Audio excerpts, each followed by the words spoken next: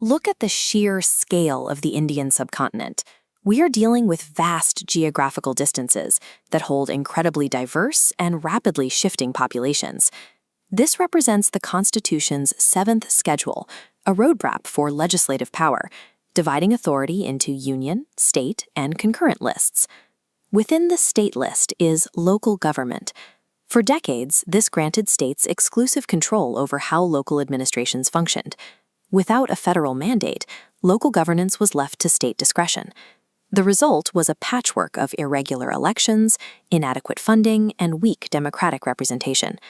Local democracy lacked the constitutional protection needed to survive state-level political shifts. It was an administrative structure that remained incomplete. This changed in 1992 with the passage of the 73rd and 74th Constitutional Amendment Acts. These acts added 2 entirely new sections to the Constitution, Part 9 and Part 9A. This shifted the country into a legally mandated 3-tier model. The 73rd Amendment dictates rural administration, while the 74th governs the urbanizing landscape. The 1992 amendments established a dual framework designed to enforce uniform democratic standards across every district in the nation. We begin with Part 9, the statutory architecture designed exclusively for rural populations. The baseline of rural governance is the Gram Sabha. This is an assembly of local citizens registered to vote in the village, functioning as the primary unit of participatory democracy. Article 243b mandates a 3-tier Panchayati Raj system. Base, Gram Panchayat governs up to 3,000 people, led by a Sarpanch. Middle, Panchayat Samiti covers blocks up to 50,000, led by a Pramukh. Top, Zila Parishad encompasses the district, led by an Adhyaksha. Beyond the structure, the 11th schedule of the Constitution assigns 29 specific functional subjects to this rural hierarchy. These 29 subjects center on the rural economy, specifically agricultural promotion, animal husbandry, and the development of cottage industries.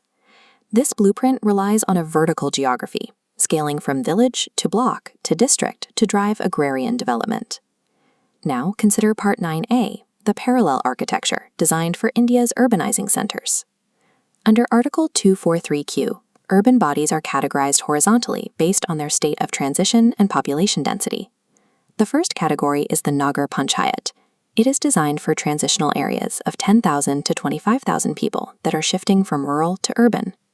This image captures the visual reality of that transition, traditional transport operating alongside motorized traffic and multi-story commercial buildings.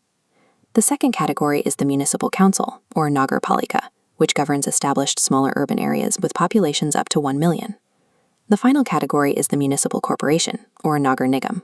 These are for metropolitan cities with populations exceeding 1 million, led by a mayor.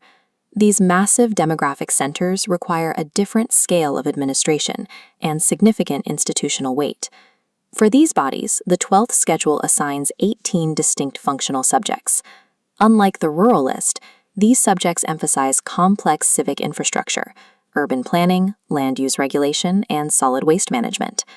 Urban local bodies scale based on the density and complexity of the civic environment, rather than purely by geographic borders. Given these different structures and subjects, how does the Constitution ensure both systems remain democratic and financially viable? The answer lies in constitutional symmetry, identical statutory mechanisms hard-coded into both parts of the text. Article 243K in the rural system and Article 243ZA in the urban system both establish the State Election Commission.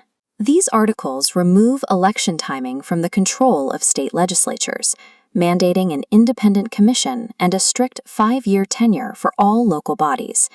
Similarly, Article 243I and 243Y create the State Finance Commission.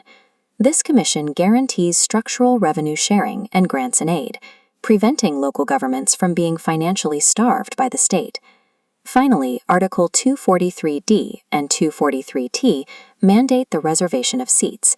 These articles enforce a mathematical floor for democracy, proportional seats for SC and ST populations, and a mandatory minimum 1/3 reservation for women in every local body.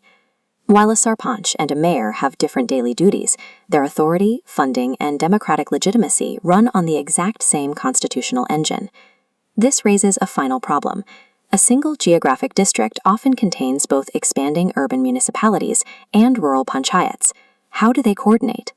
Article 243ZD provides the solution by mandating the District Planning Committee. This committee is the ultimate convergence point for local governance.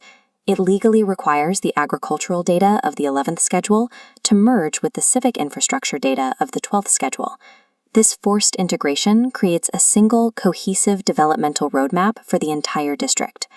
The 1992 amendments did more than create local councils. They anchored decentralized democracy into the bedrock of the republic.